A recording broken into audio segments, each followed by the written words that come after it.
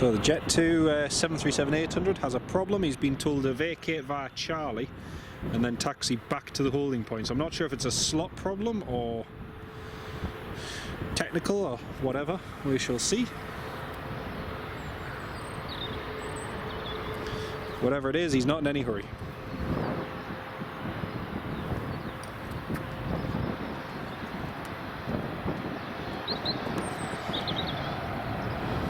Oh, this is cool. 2 Jet2s on the same runway. Buy one, get one free.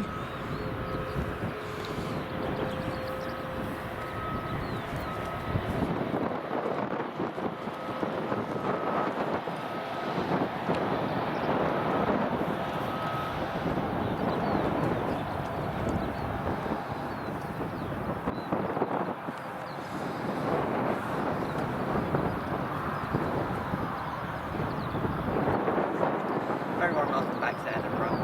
Yeah.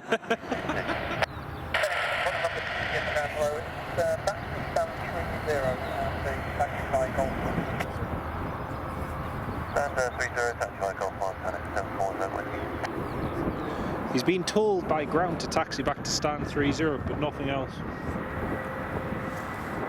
Interesting. Jet2's